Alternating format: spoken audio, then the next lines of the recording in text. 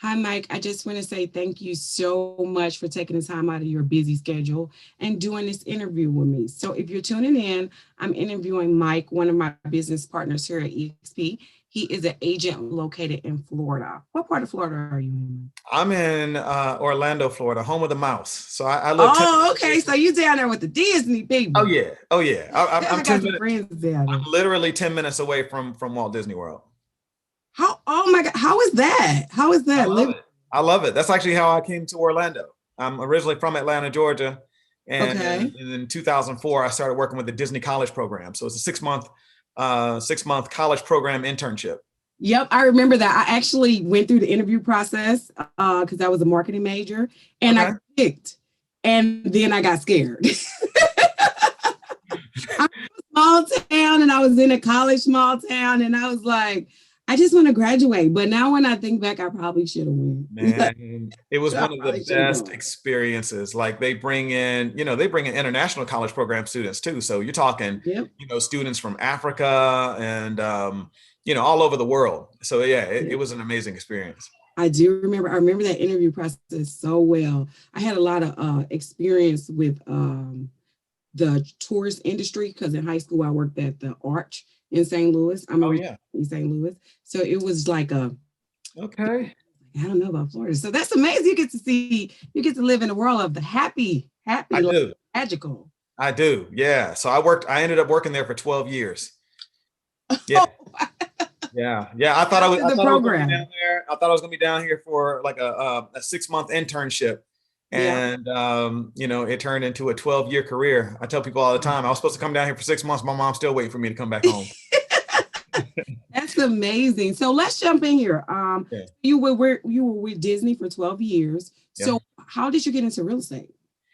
Good question. Yeah. So I held a few different roles over at Disney. One of those of which was a Walt Disney World ambassador. So I was a spokesperson for the company, and I got exposed to a lot of the different roles within the company. And one of the roles that I found out that I thought I might gravitate towards was that of Disney Vacation Club. Some of you may have Okay. heard of it, but it's Disney's version of timeshare. And in order to Yeah. Okay. sell, yeah, yeah. So we had one up in Schaumburg, actually. We had one of our stores up in Schaumburg, Illinois. Um, but anyways, so in order to sell that though, because it's deeded real estate that are, the buyers are purchasing, you have to have a real estate license in order to sell it. And so Oh. I became a top salesperson there at Disney selling Disney Vacation Club. But what was really cool, you'll like this, I was actually selling Disney Vacation Club on board the Disney cruise ships. So, yeah, yeah. Okay, So okay, let's imagine this. it You're was, on yeah, the yeah. So it cruise was a ship. pretty cool career, as you might imagine, Yeah, that's like so you guys a cruise and then sell real estate on the cruise. on the cruise. On the Oh wow, that sounds so amazing, like a really good Yeah. experience. So it was amazing. It was amazing. I tell people all the time, Disney, Mickey Mouse bought my real estate license. You know, he did. He And paid for my real introduce estate. you to some beautiful real estate too, because I've seen the Disney homes. I've been in a Disney a few times, Okay. and they have like the neighborhoods, the Oh Disney yeah. neighborhoods with the beautiful homes and stuff. It almost looks like something off of television.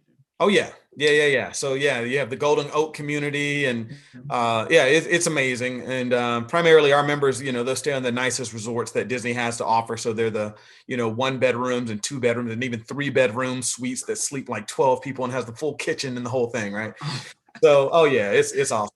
So and I'm naturally a Disney fan. My wife is a Disney fan. I So have a cousin, and no lie, they just left Florida maybe last week. When I told you I was like, "Can I be your child?" She takes her children to Disney almost every single year. They have all that stuff you're talking about. wow. Disney. When her birthday and things come, you just give Oh her yeah. gift cards because she Oh runs yeah. marathons at Disney, everything. Oh yeah. Oh, she's all the way in. Okay. She's all the way in. Yes. Yeah.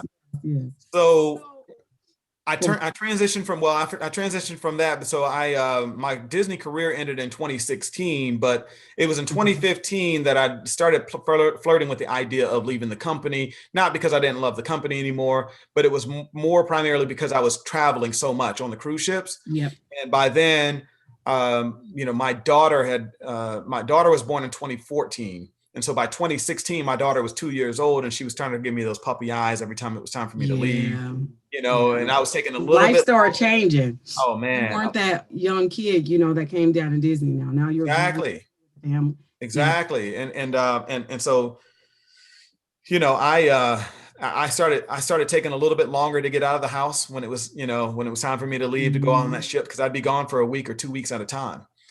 And I almost, I almost missed her first steps.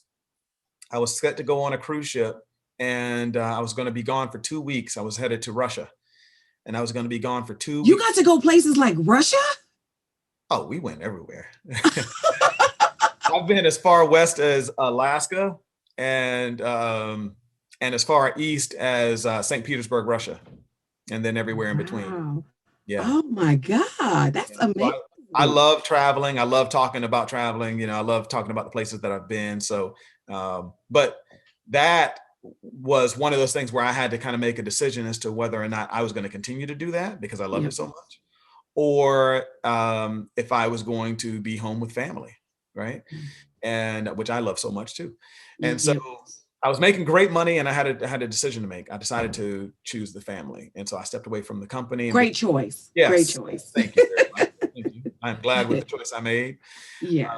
And so I started flipping homes. I started doing real estate investing. So I started flipping homes. I was a Oh wow! I feel like everybody that I interview, because even me and my husband's story is like, we didn't start off saying, "Hey, I'm going to be a real estate agent."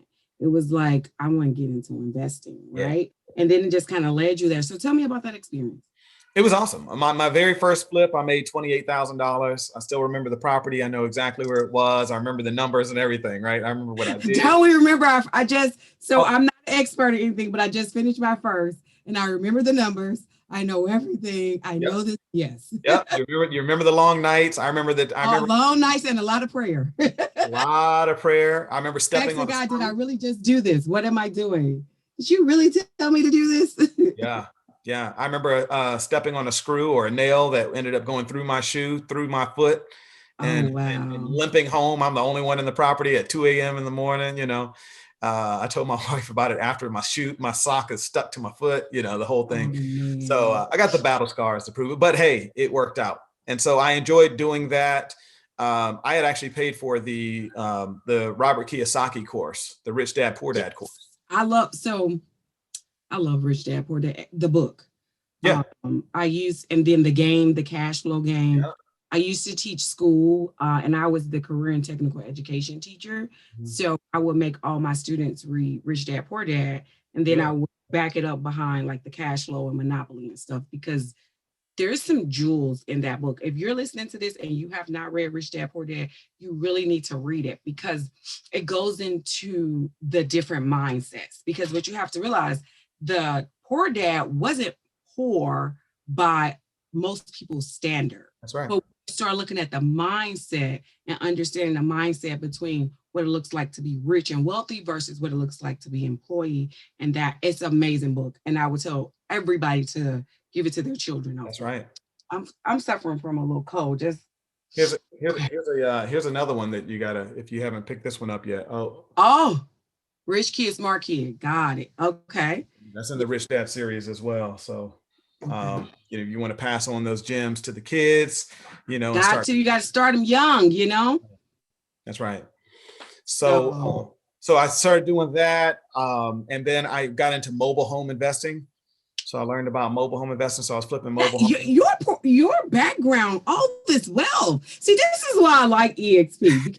I didn't even, me and Mike haven't, this is our first time talking face to Zoom. But this knowledge right here, now I have access to this wealth of knowledge, right? I listen to Bigger Pockets a lot. And one of the hosts there, he's really big into mobile home investing. And he talks about numbers, but look here. Yeah.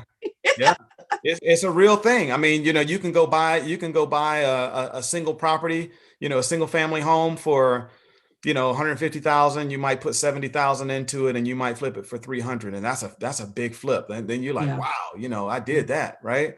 But most flips don't end up like that. Most flips, many people will tell you that they'll flip a property and be happy with 25 grand, and And these days, the numbers are getting even more tight.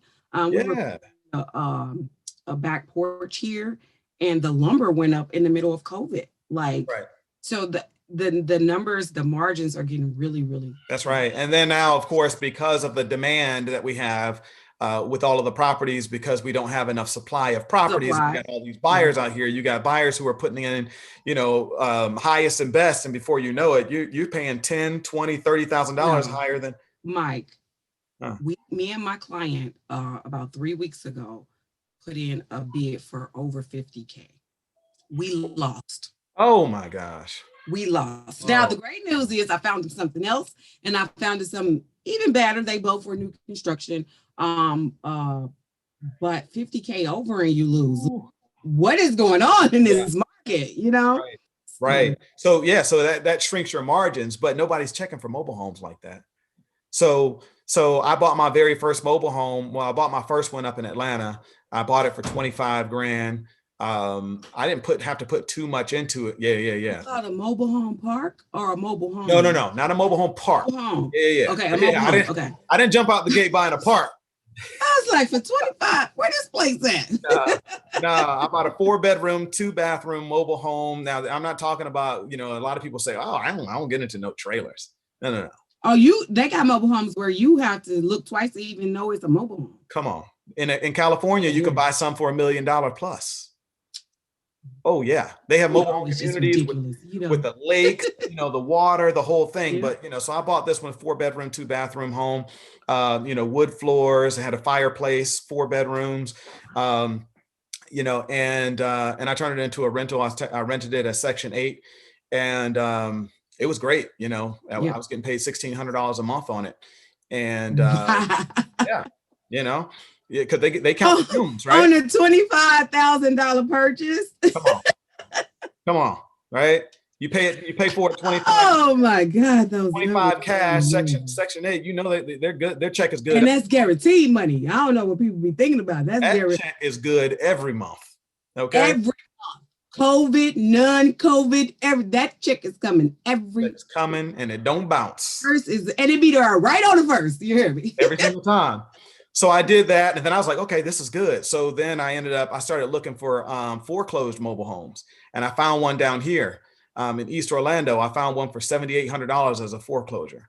So I bought it for $78,000. I put $8,000 into it, so I'm about $16,000 into it, plus call it the lot rents and all that kind of stuff. So I ended up being into it for about $20,000, and I sold it in less than 30 days for $35,000 cash.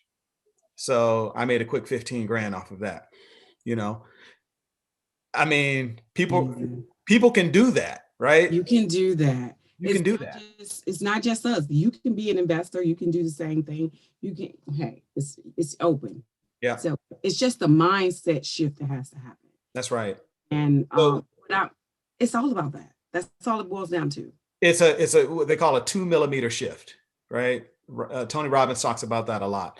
It's just a 2 millimeter shift, and finding out, and that's why I love that you do these shows, Julia, because the people who are watching this or listening to this, something might be said on this broadcast that makes you go, you know what? I thought about that. I heard about something about that. Yep. I wonder how, okay. Oh, so that's the other piece of the puzzle that I didn't have. Yep. Really? And you know what? That's why people have to see things over and over again. We're afraid to get in front of people, but sometimes people have to, it takes like 7 exposures for somebody even to know your life, right? That's right. So that means you might be the person that hit them on the 7th and they see something, it's like, oh, it gets it. So you have a duty. That's why I move the way I move, because I have a duty to awaken you. My team is awaken, educate, and transform. So I'm here to awaken to you to possibilities. Because my background, we didn't talk about money.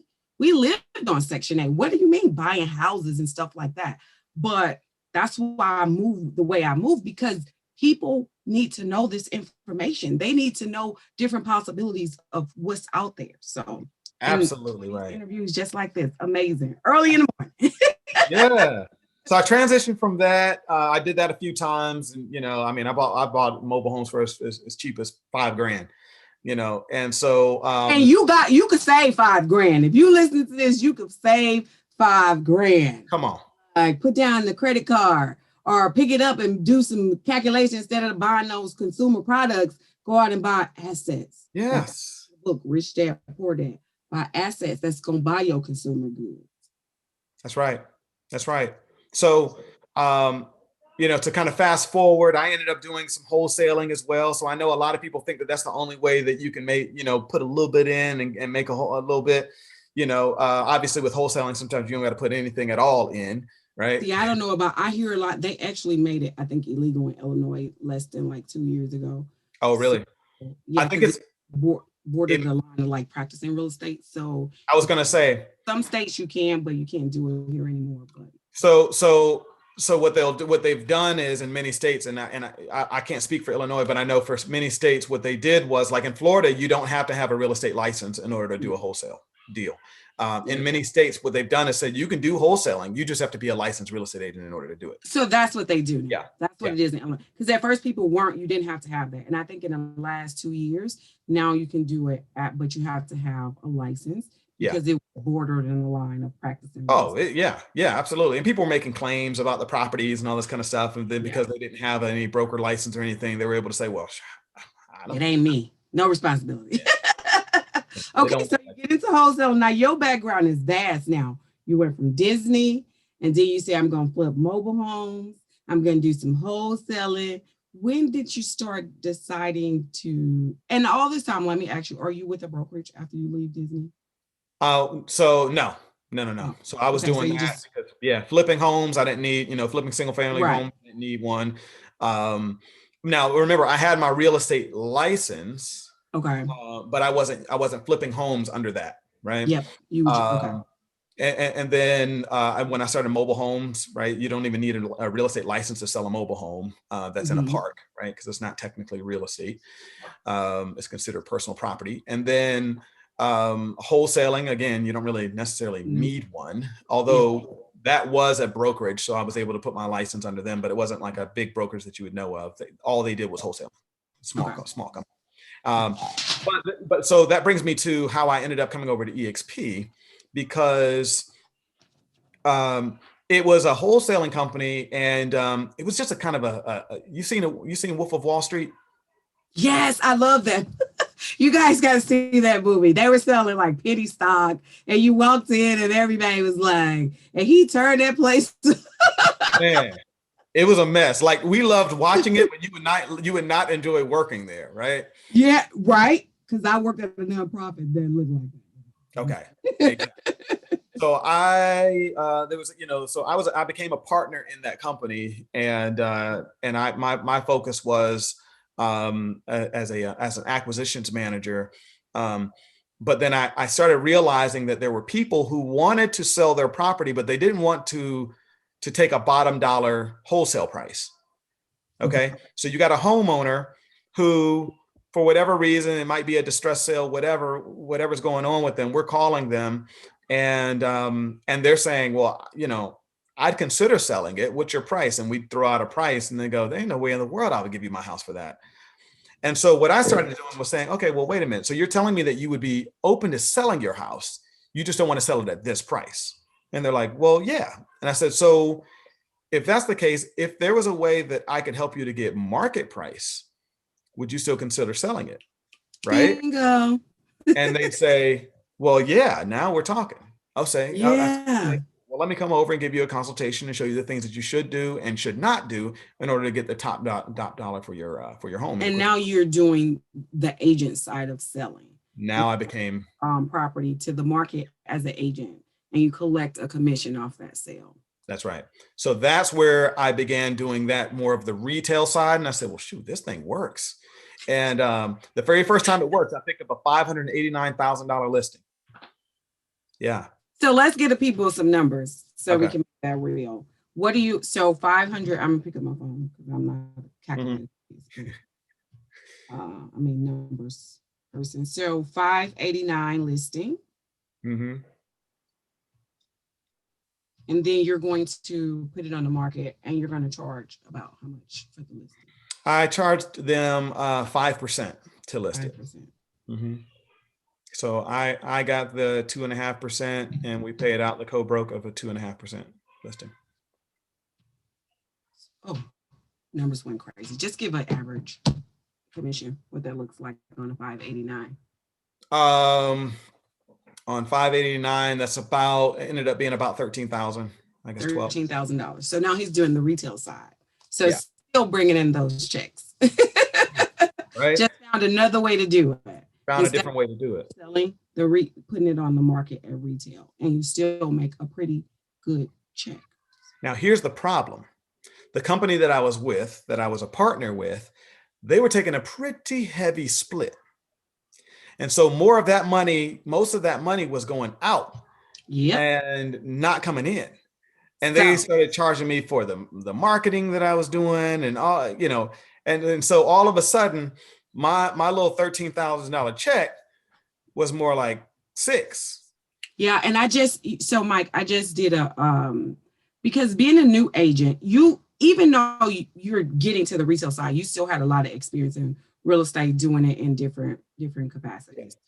But as a new agent, I'm working in my 3rd year. At first, I was just hungry to want to do the business. Like, it was like, wow, I'm actually making money. I'm doing stuff.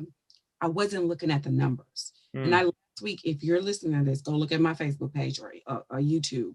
But when you start putting formulas behind it, those numbers, and you start seeing where your number goes as an agent and start really calculating that, you'll see that sometimes your money is being ate up that could have stayed with you. People are working in brokerage where the cap is not existent, 30,000. They got all these fees. I was talking to a few agents and they had all these transaction fees after they paid their portion to the brokerage.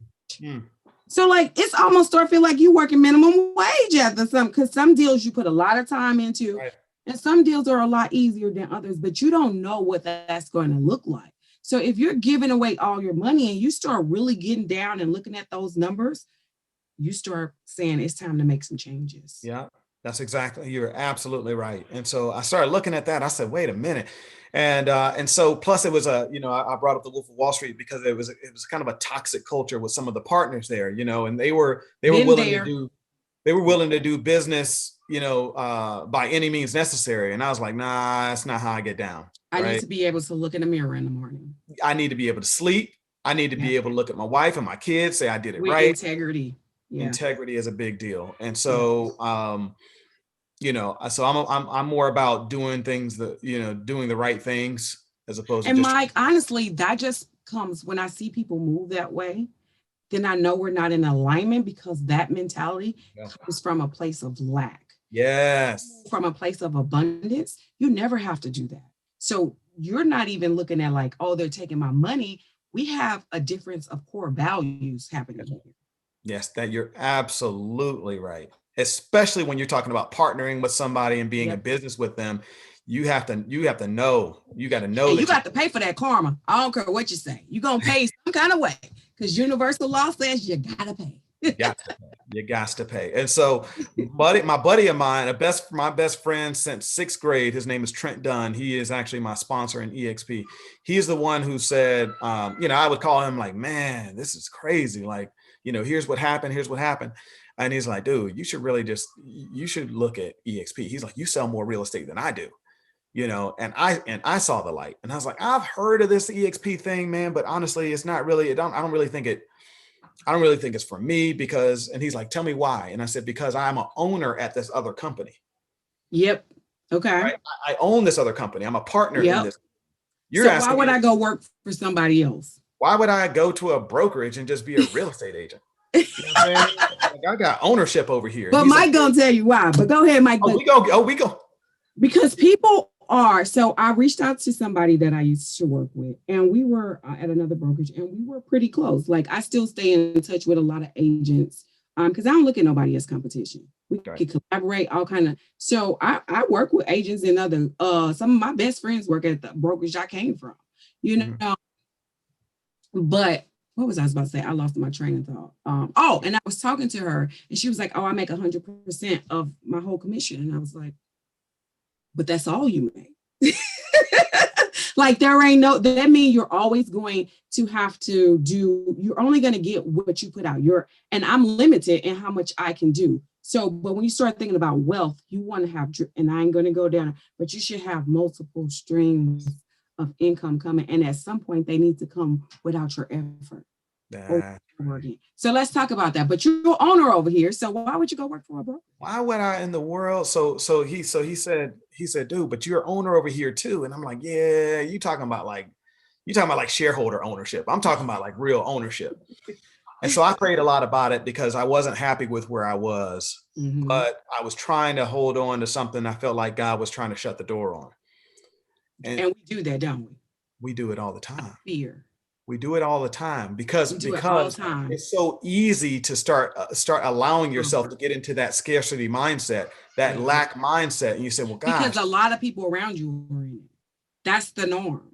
Like when I decided to come to EXP, I think I prayed more over this than I prayed to go to those other two. I just went because it was the norm. And this didn't look like that. So it was like, oh, so it's easy to do what's the norm and what everybody else is doing. It's hard to go away from the pack. And so in my prayer, in the answer, I should say, I realized, what does ownership mean? In order to be an owner of that other company, what do I actually own? I own a title. I own a portion. Those titles, even if they ain't paying no money. Right? Even when they're taking the money from you, you're still okay with it. And so I said, well, I own the title. I own the feeling that I get with the ownership of a company, being a partner in a company.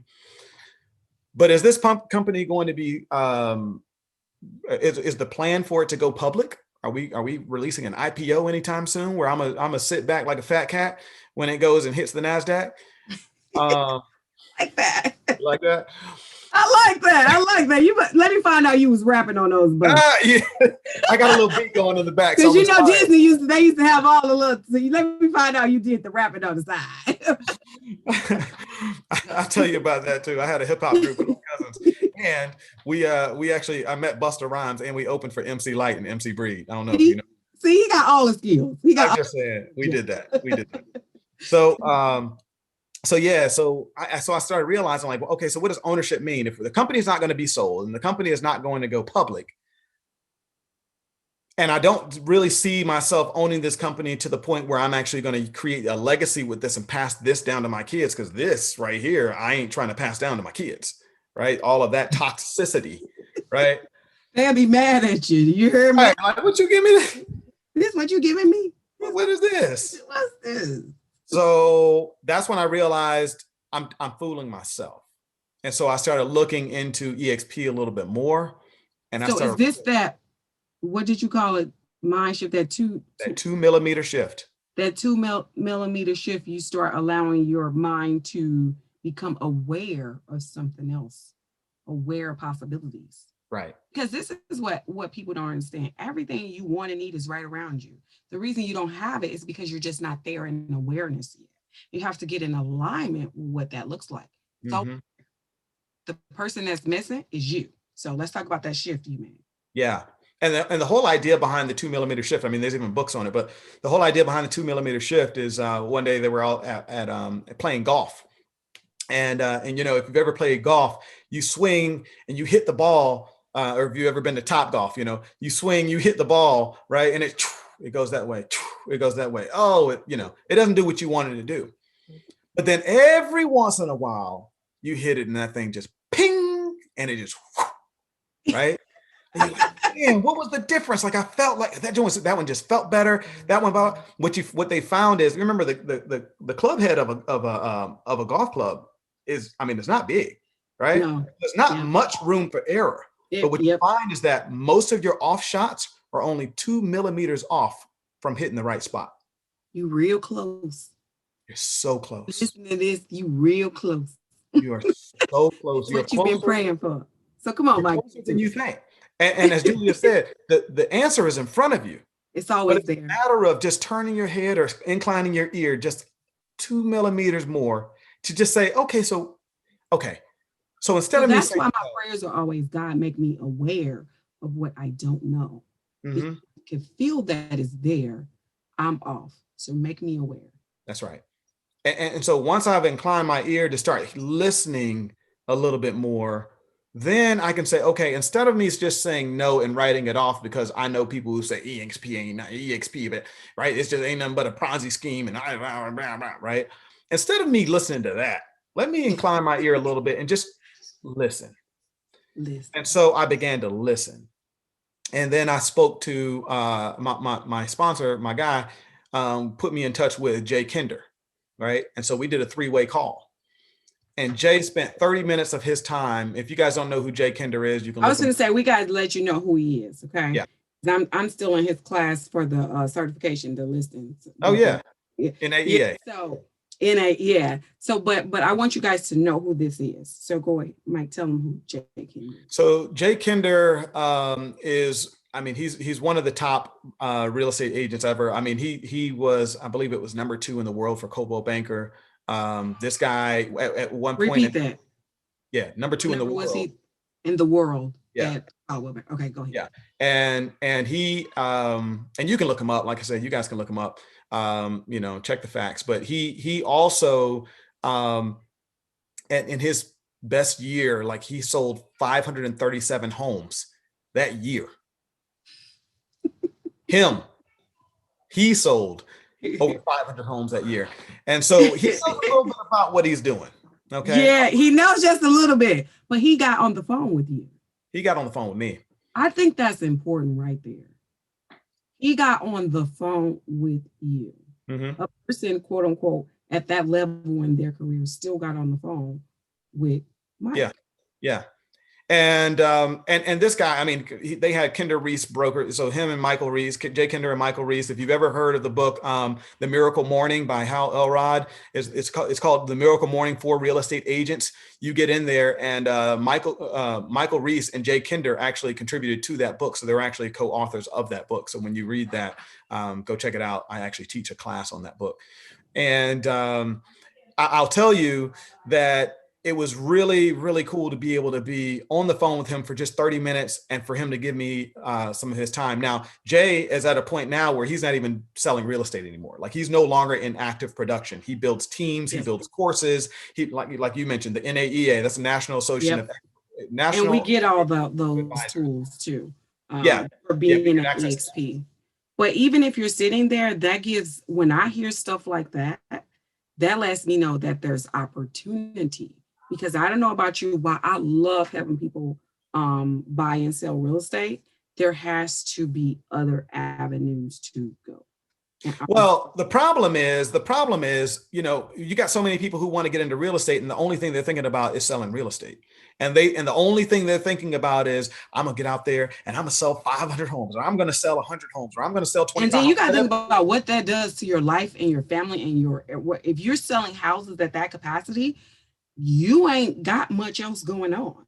And I want a little bit of freedom. I don't know about you, Mike. I want to be able to go places and do trips with my husband without. That's it. Well, you got to ask yourself, why? Why am I doing it? Why? What is your why? Right? Why? Start with why. That's another book. Yeah, it's amazing that, and he has a YouTube TED Talk. It's amazing. Yeah. Why? Go look it up.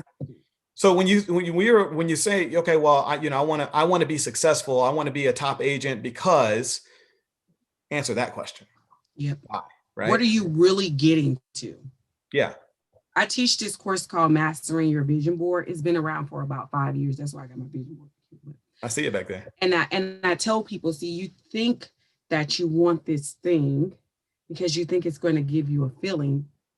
But what you have to realize, sometimes we get what we want and we don't get that feeling because it's so much the thing that you want, it's the feeling. So know how you want to feel. And when you go towards manifesting your desires, be open to what that's looked like. Yeah. That's why you start with why. Why am I doing this? That's why you'll see people make it so far and they are empty. It didn't bring the joy and the feeling that they thought that thing was going to bring. Right. And now you got to step back and do some evaluation.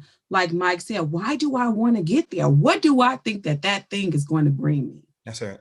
And in real estate, here's what that looks like. I'm going to be a top agent and I'm going to run a team. And I'm going to run a team so that I can at least at some point get my broker's license. and then I'm gonna start. Yeah. Don't even start, because I was on my way there. I'm gonna start my own brokerage. Yeah. Right. I don't want to chase agents. It's gonna have my name on it, right? I'm gonna be a broker. It's gonna have my name on it, and I'm gonna be bringing agents in, and I'm gonna be making money off of what they do. Yep. Here's the other side of that they don't tell you.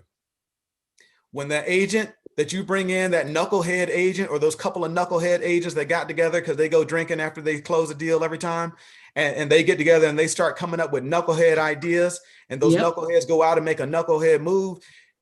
When that lawsuit comes after them, guess who it swings around? It swings around them and hits you, the broker. And I just ain't got time for that.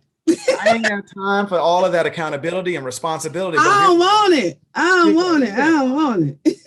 So at EXP, so let me go through that story real quick, because I want to catch up. We're a little further, but I want to get back to so I can catch up to where we are. So after talking with Jay Kinder, I decided that I had a few ideas. One of my big things is I was down here in Florida, but my upline, my guy who was my best friend, he's in Atlanta, right? And all of the guys who brought him into EXP were in Atlanta. So Mike, after you talk to Jay, you say, this is it. I made my decision. I'm going over. Well, that's the thing. This is the thing I was talking to Jay about. I said, Jay, it sounds good to me, but I'm removed from the guys who were telling me that I should be coming into EXP. And he's like, Mike, this is a virtual cloud-based business. This brokerage, you can join from anywhere. As long as you have a laptop, you're good to go. Yep. We have the EXP world where it's a virtual landscape. You can go in there on the campus. You can learn. You can always tie in. We do Zoom meetings. We do boop, boop, boop. And I was like, oh, wow. Okay. So that mind should have to change about going to a brick and mortar. Since I've been with EXP, I have never been so plugged in. Like even how me and Mike met is through one of our groups that we're plugged into. Yeah. I dropped a question on workplace. That's a whole nother. So we got workplace, Facebook, world. Like my questions are answered within minutes. That's right. So you're never left alone. That's right.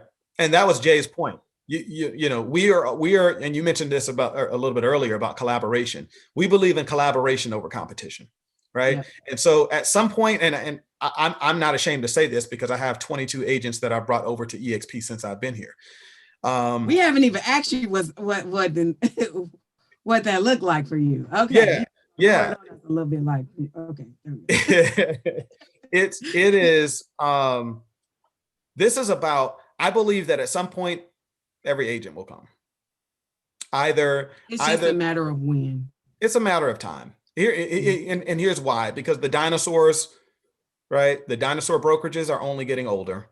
It's that much harder for them to turn on a dime. They're trying to do some things. They're creating some scare tactics to make sure that their people go, ooh, watch out for EXP. They are. Right? I see it because I'm in a couple groups that the real estate groups that aren't connected to EXP. And sometimes I read the comments because I just like to know. I'm in it. I like to know what people on the outside still are thinking. Absolutely. It's like you have no idea. Yeah, they don't, and they don't have any idea. And here's the truth of it. Even before I joined and I thought I had an idea, it wasn't until I was in that I realized how much I didn't know. Mike, so I'm sitting here. It's funny you say that because I joined for my reasons, right? Nobody had really taught me lead generation.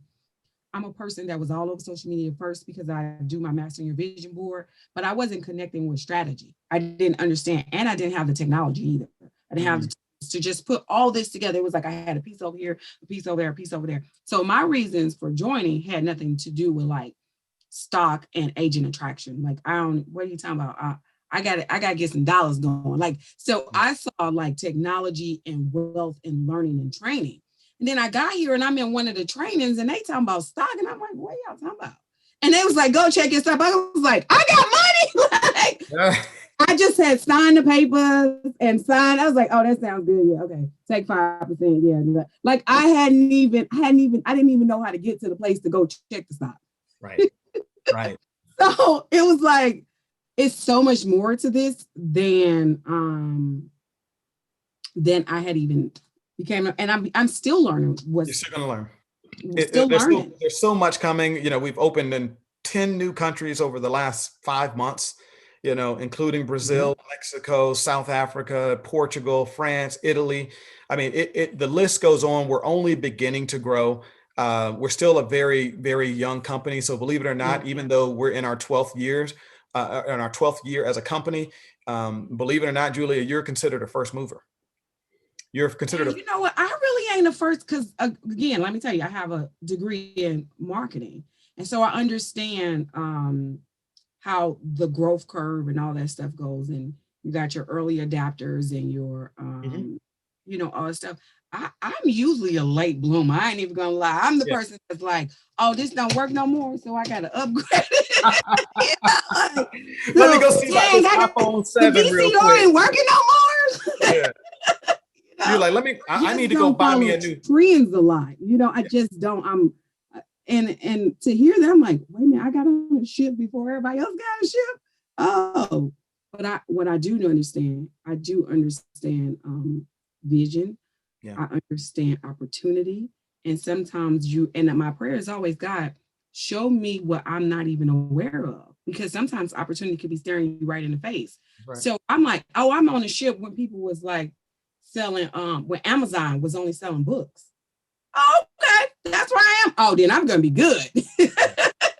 You're living in a place where Uber hasn't even been discovered yet.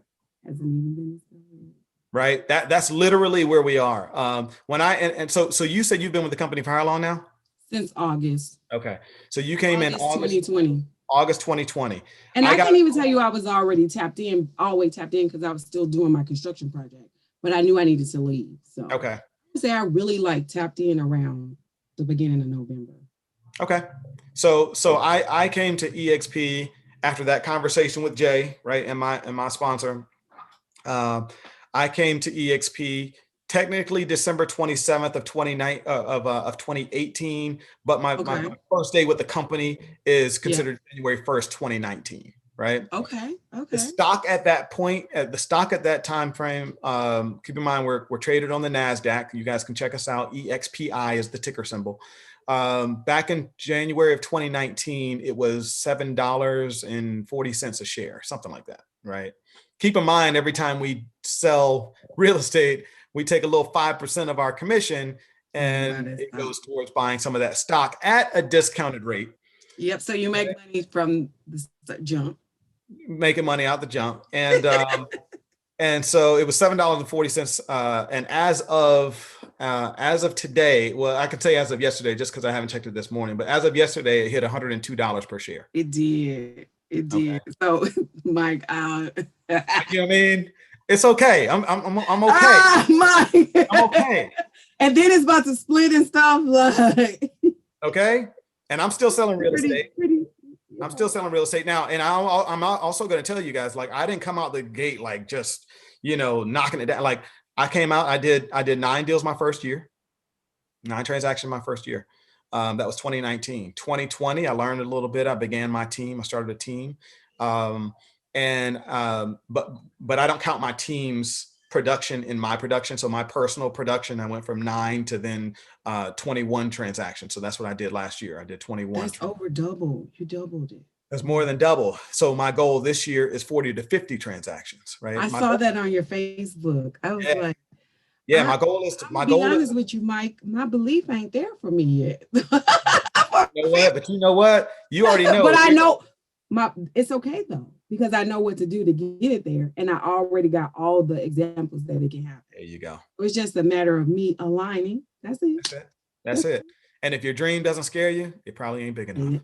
And you know what's so funny is because my first year in real estate, work full-time job, okay? Still learning the industry. I killed it.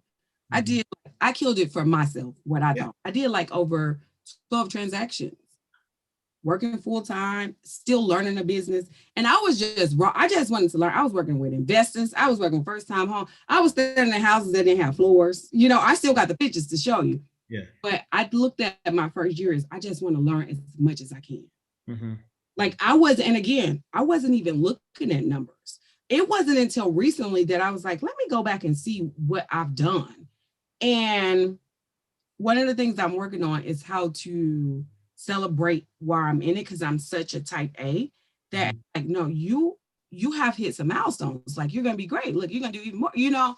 So again, let's get this back to you. So your first year, 9, and then you turn that into over 20 something. And your goal was 50. Right. How are you doing that?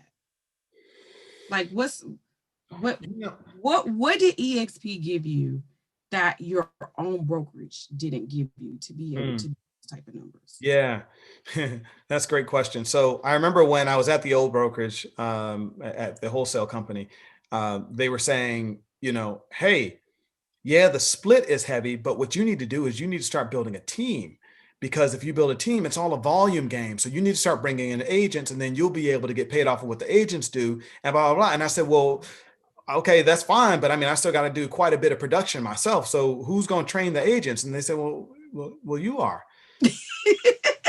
So And you're I gonna said, do all this production and then you're gonna train the people too? well, then Julie, You I don't said, have time for the family that you want. then I said, so who's going to create the training materials then? Because we don't have a training. They said, you are. And FYI, what I did, training and development is what I got my master's in. If the time it takes to make a course is anywhere between 40 to 56 hours to create a course. Yeah. So you got to create a course for right, doing all this production, and you got a family. Okay. Right. And so what they wanted me to do was take a mindset, again, of scarcity and place it into the business, and as part of my business strategy, and then bring agents in to feed what I'm trying to do. Right. That's not how it works. You can't be in a place of contribution if all you're trying to do is receive. Right. It defies law. It does. It's the complete opposite. You can't contribute if all you're trying to do is receive. That's a given plus and a minus in the same place at the same time. And then you'll say that to people and they'll be like, well, that's how it's done. That's how it's done. That's what you do. Right. Yeah. And so at EXP, that's the only way they know. At EXP, what I started finding out was there's more training than I haven't even been able to take all the training yet. That's what so I'm on the phone with a new agent that's at another brokerage, and I'm only because he my family. Yeah. And he's like, oh, I'm about to go out, and he's a new agent, and he's like, he took all the training that they had, and that was it. And he still feels lost. He texts me, and because I love him, and that's what I tell people. What I'm doing now is what I will always have done.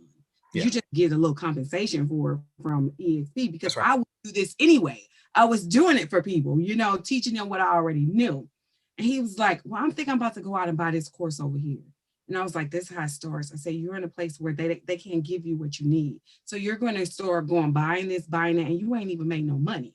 And I literally screenshotted my thing and went to EXP University so he can see. And I'm just scrolling. I said, this is only 1 week. So then I said, what you want to learn? If you don't get your butt over here, like you don't go and buy. He like, oh, I said, this is all the trainings. I don't have time to do all the trainings. You don't have the time. And they're available for you. That's right. And so I would tell you this, if you're watching this, if you're not earning right now because you're not in the middle of a deal and you got a closing this week, you should be learning right now. Okay. I did a 4-hour workshop yesterday because I wasn't out doing any real estate. I tapped into Daniel Beer. Then they had a training about, it was 4 hours long, Lord Jesus. But that's why I say, if I'm not earning, I'm learning. That's it. Even when I finish this interview, I'm about to go do some stuff in EXP World. Because what happens is you can go back and look at the recordings. That's right. If you're not available to do those trainings. There's so much available. So you ask, how did I get there? How did I get that confidence? Well, I do roll with I roll with a group called the Alliance Group in Orlando, Florida. And the Alliance Group, shout out to Gil Ramos and Bobby Davidowitz, Carlos German, Veronica Figueroa, all these guys, right? So they have a little bit of a different model in the sense that they actually have an office. And so I think I don't know. Veronica sounds like I probably did something with her. You may have. You Yeah, may I have. think Go-Go, because that's who line I came under.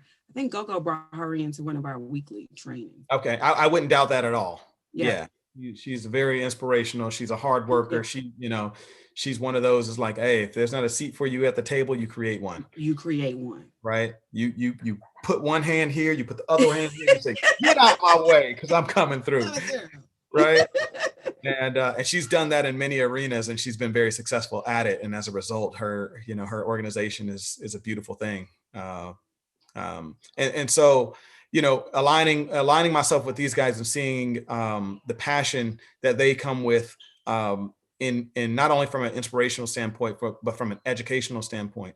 They are the epitome of we don't compete, we collaborate. And what does it look like for you to look around at all the competition in your hometown and you see, the number one guy over in new construction sales, and you got the number one lady over here in whatever REOs, and you got somebody over here and all that kind of stuff. And now you're like, okay, I can't share my secrets with everybody because, I need to get my own, I got to get my weight up, right? I need to I'm trying to catch up with them. What if the number one person in your hometown in REOs and in new construction and in probate and in whatever else was all under the same umbrella? What happens when the top dogs in the industry in your area all come together under the same brokerage and says, I'll teach you whatever you need to learn? Whatever. And you know what? I did an interview recently, and the girl said, Charity, she's out of North Carolina. She said, she had a conversation with somebody at that level, and they were training her. And she was like, the lady explained, she said, I would have always wanted to do this. It's just that I knew that if I pour all this, eventually they would leave me and I wouldn't get anything back from it. Like I would literally be investing in something that I would lose at the end. That's why the model is so amazing, because these people now have a reason they're to give to you. So it becomes win-win. They're winning because sometimes when you're in the space of not having a lot of knowledge, you're like, oh, they should give me. But what are those people going to get? Would you plant a seed somewhere that you're not going to reproduce any fruit? Right. Like, why? Like, out of kindness, your heart, you're going to give something back or whatever. But the best situations you always want to be in is a win-win situation. That's right. No robbery. Yeah. So that's what it's like over here. That's why they give us, it's win-win. It's a win-win. We're all on the same team. And when you start getting the heavy hitters that are on the same team and the stock starts to reflect it, and the CEO is a true visionary. And I'm not talking about just a smart guy. I'm talking about a visionary. I'm talking about, Bob Iger, Walt Disney, Elon Musk style visionary, someone who is taking this company realize, please understand that EXP is not just a real estate company. Yep. The real estate is a portion of the business. Yep. Okay. We just acquired Success Magazine. Success Magazine. So the Success. I had to go look it up. I think they've been around since like the 1800s. Like it was like 18. Yeah, they've been around for a long time. Yeah, I think it's like 140 years or something like that. But yeah, I mean, go look at success.com. When you think of success, now you think of EXP. Branding, collaboration. When you look at Verbella, there's other companies, Fortune 100 companies that are jumping on our virtual cloud-based system and saying, okay, with COVID now we don't need all these big buildings, and we have a way for our international partners to be in the same place, learning in the same. I don't think people realize how much the world is shifting. We're literally going to, and a lot of it happened because of COVID. It made people wake up. I literally think it's going to be like what we're going to say. BC, BC, life before COVID looked like this. Life after COVID looks like this, because now companies are also seeing, I'm saving so much money by not having these people at a physical location. Yep. So now they're looking for the technology and the things to make that happen, because in the back end, they're going to win. That's exactly right. It's changing. And real estate for so long has been the same. The industry, I was told, real estate is local. Everything is local. And I interviewed an agent that literally just closed 2 deals in Massachusetts while she's sitting in Atlanta because of EXP. It's happening. I got somebody. Which she got my mind going like, I got a Chicago agent who just referred me some business, and his, Yeah. it's made the world a lot smaller, Yeah. right? And we don't have as many excuses as we used to. You don't have an excuse anymore to say you didn't know. You don't have that excuse anymore. This right here is telling you exactly what you need to know. If real estate is real estate, so for me, real estate is a tool. Real estate is a tool to attain wealth. Yep. This is the vehicle that I've chosen Yep. to attain wealth. Some That's people it. are day traders. Yep. Some people are options traders. Some people sell cars. Some people sell whatever. They do whatever. My vehicle to wealth is real estate. Not only because of the homes that I sell, but it's also because of the stock that I own. It's also because of the revenue share that my corporation, my organization is producing for me. It's also because of the relationships that I'm making just in the deals that I'm doing. Because I'm talking real estate, everybody that I know who has money has a roof over their head. It just is a natural fact. A natural fact. A So natural let's do that. We've been here for a while, so y'all know that. Let's wrap this all up. Okay. And now what you just said, put it all together. What does your life at EXP looks like now? So right now, I have 22 agents who have seen the light, who said, you know what, I see what you're doing over there. I want to know a little bit more about it. Can you tell me about it? And is it what it's cracked up to be? And so with me answering those questions and introducing them to people like Jay Kinder and Trent Dunn and Trey Massey and all these guys, Dan Hillsman, right? All of these guys, showing them Go-Go's videos, helping them to see that I'm not just talking about it. We are about this life. We're living it. And we're living it, and we have access to these people. It's a phone call. Yes. Like literally, I just was, yeah.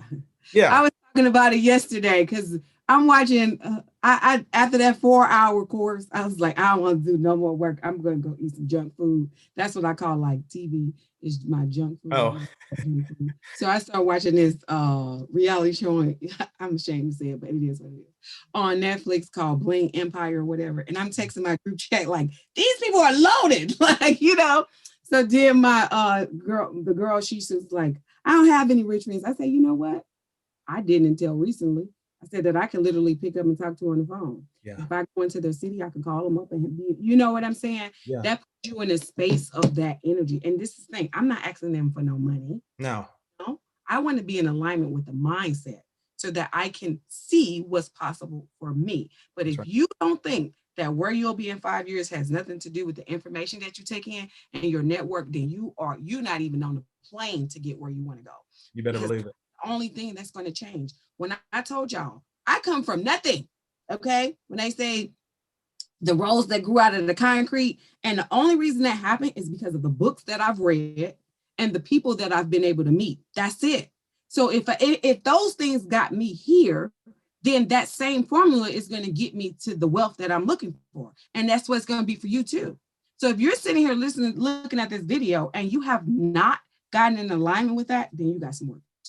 You got a little bit of work to do, but the good news is you also have resources. Now you can't say you don't know. You don't know how to get there. Say you don't know. Yep. You can't say that. That excuse is gone now, right? Yep. And so, Mike, and we got to connect because now you got me over here like, let's talk. Real talk. Yeah. This is the land of the Airbnb down here. Yes, it is. It is. And it's a lot of people making some real good living down here. Yep. I'll say it like that. Yep. So I have,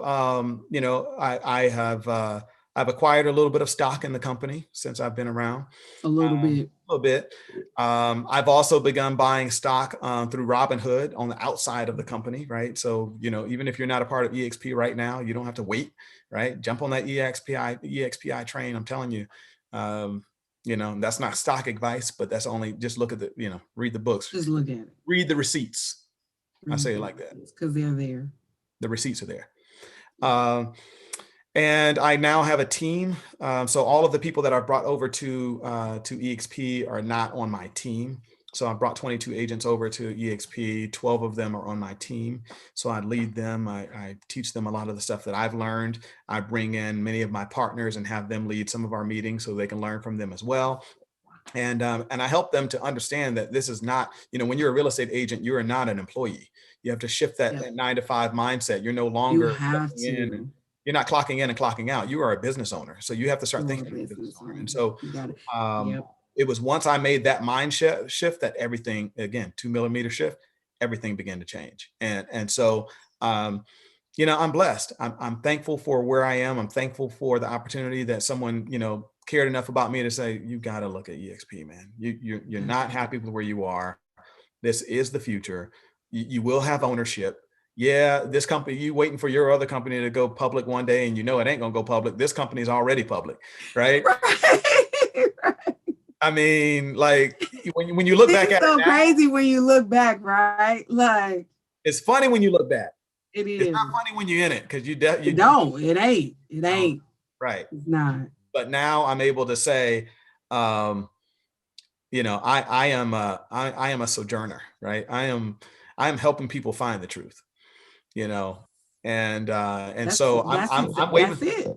I'm the guy waving the flag, I'm the guy waving the flag. And I'll say this, and we can end with that, but EXP is a platform, and there's soon to be 100,000 agents on that platform at some point. Yeah. Okay. We ended, I think last year we're like 40,000. Yeah. Yeah. The goal is 100,000. We believe it's probably going to be 100,000 this year. Keep in mind, I mean, we're also open in 10 new countries in the last 6 months, right? So, yeah. And guess what? We can sponsor people in those 10 countries. Oh, yeah. If you know somebody that's in another country, if you know somebody in Mexico, Brazil, you know somebody in South Africa, you know somebody in Italy, like, tell them about EXP because they can join EXP. You should probably be a part of EXP first. But if not, then that's okay too. However, I would say this about joining EXP. It's about who you align yourself with. Yes. Okay. Because you can jump onto this platform and you can align yourself with anybody who is in EXP. Anybody who is in EXP can be called your sponsor. But what we're talking about now, you've heard us talk about the people, you've heard us talk about our history with some people that ended up being toxic, that ended up being in a much more, having a scarcity mindset than what we truly align with.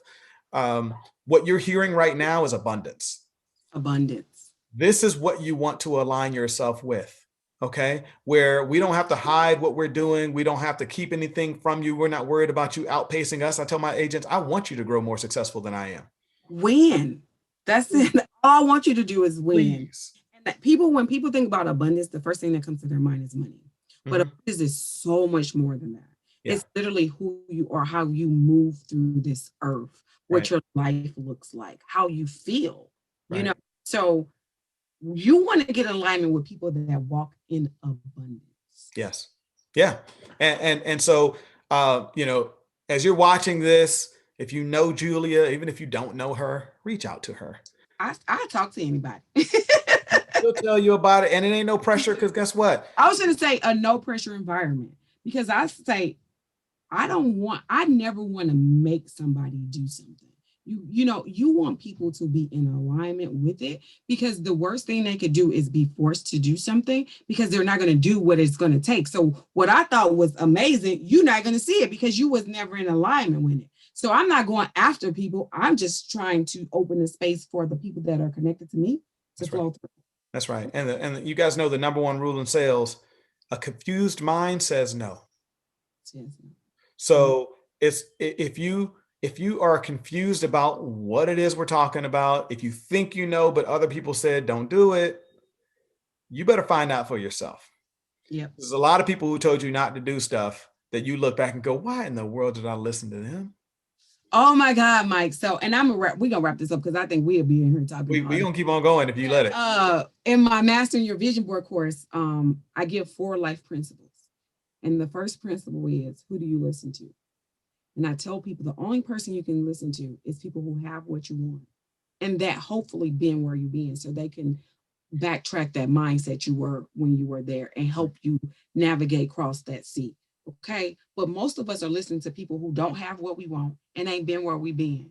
And we do it every single day. The moment you have a desire to do something, you pick up the phone and call somebody, whether it's your friend or not, your family, they love you and they're going to not steer you wrong, hopefully, sometimes, but you're at the mercy of what that person says on the other end at the beginning of your desire. Yeah. So the last thing you want to do is reach out to somebody that don't have what you want. That's right. Do it every single day. Yeah. And the human mind thinks 50 to 60,000 thoughts a day, per day. And so if you hear that and you allow that to start rumbling around in your head, everything else that you start seeing is going to affirm that thought. Yep. And you're going to say, see, that's why that emotion. That's why I ain't do it. Put that neural pathway out there. Right? So do the 2 millimeter shift, y'all. Change your mindset. Open your mind, at least ask the question. You have no excuses anymore. And you have to figure out why. Once you decide on your why, you have to figure out, is what you're doing right now getting you closer to your why? And is there possibly something else that could get you closer to your why that much faster? And if that answer is yes, then ask the question. Yep. Okay. Thank you so much, Mike. This has been an amazing interview. I love your energy. I love everything that you brought here. I'm going to make sure all the contact, if you want to contact me or Mike, wherever you see this video, all our contact information is going to be in there. And we look forward to seeing you soon. Thank you so much, Mike. I appreciate it. It's been a pleasure. Thank you so much, Julia. You're welcome.